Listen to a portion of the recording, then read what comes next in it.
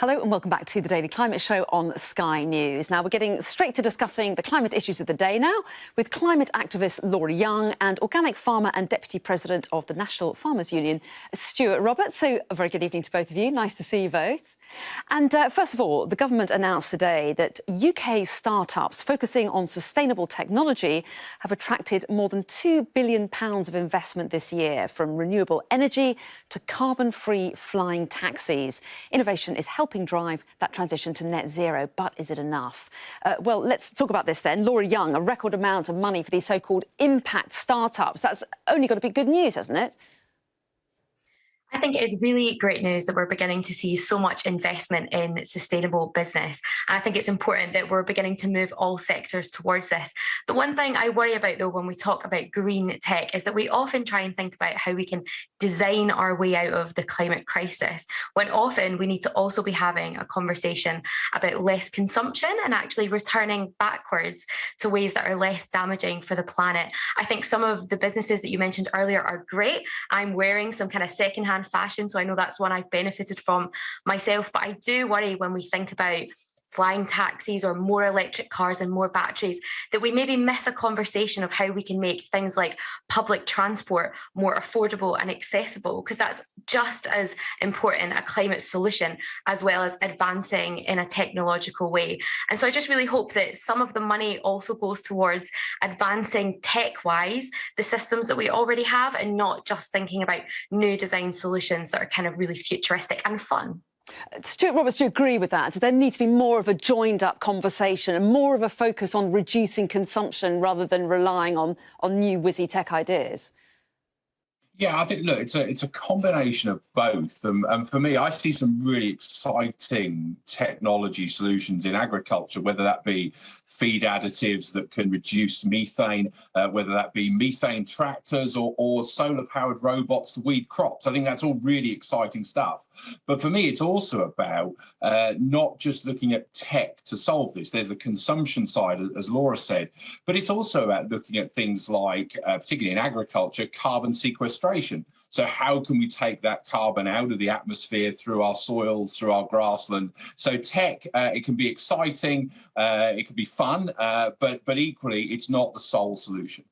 But isn't there an issue, Laura, of keeping people on side? Some of these exciting, innovative ideas will allow people to carry on their lives as they were before, but in a greener way. Doesn't technology help them do that? And you've got to keep the public committed. I would maybe worry that we're really struggling to actually live the way that we currently live at a sustainable rate. And I'm not really sure green tech will be the solution for that. Actually, I would love to see this investment into ways that we can do things in a more sustainable way and kind of returning back to some of the more simpler solutions. But we can also have some really fun tech solutions within the systems that we already have, instead of just trying to create new industries above the ones that we already have. And I think it's just about shifting that mindset. And although it might not be as fun, it's still possible, and it still allows for a lot of growth and a lot of economic growth as well. And I'm just going to remind everyone of what John Kerry said, Stuart. He rather controversially said that 50% of the reductions we have to make by 2050 or 2045 are going to come from technologies we don't yet have. I mean, a lot of people disputed that figure. But do you think that governments are caught up with this idea of being over-reliant on technology as well? Yeah, I think for me, it's about that balance. So I think technology will help us on that journey, absolutely. And I can see some areas in agriculture where there will be technology in future to solve things we don't even know about it yet. But some of it is also about looking at just how we do things. So for me, the classic is the hedgerow. We can sequester a lot more carbon in our hedgerows by managing them slightly different. They add to our landscape, but they're maybe not quite as sexy and exciting as some of the tech, but actually can have a as big, if not bigger, impact. And those are some of the areas we've got to spend equal amounts of resources and time on. I've never thought of hedgerows as being sexy, but thank you for raising that possibility in my mind. And we're kind of sticking with that subject a little bit next, because we heard earlier in the programme about how the National Trust and other big landowners have signed a pact to restore wildlife habitats and cut carbon emissions. Now, the groups represent around a third of English land. So is this something that farmers can get behind? And how does the idea of improving biodiversity fit in with industrial level agriculture? So, Stuart, clearly a question for you first of all. And about 70% of land in England is agricultural, isn't it? So is this something you think that farmers can get behind? Well, I think it's something that farmers have already been behind, actually. When I go back to our 2040 net zero aspiration for agriculture 3-4 years ago now, we started that.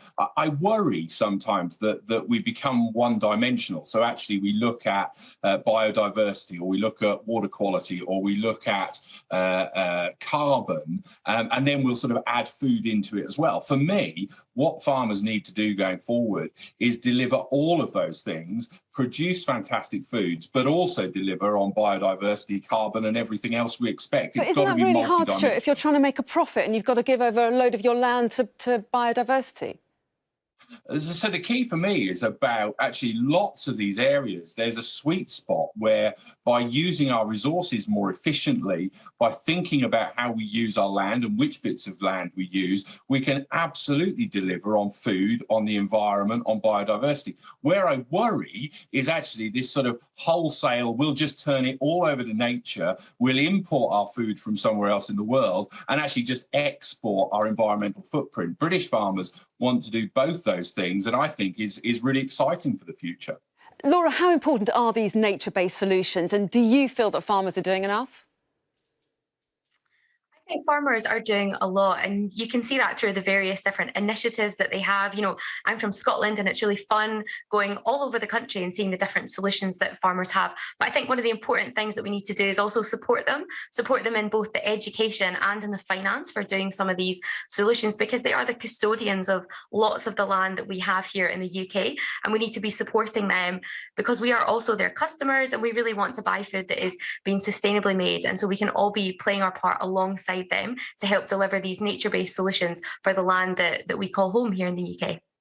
Stuart, very briefly, do you sometimes feel like you're painted as the bad guys? You know, agriculture responsible for lots of methane emissions. Very briefly, does that feel like it to you? Well, look, too often agriculture is seen as the problem, whereas I see it as absolutely part of the solution to biodiversity, to carbon, but also to producing fantastic food in a fantastic landscape. OK, Stuart Roberts, Laura Young, really good to talk to you both. Thanks very much for joining us this evening.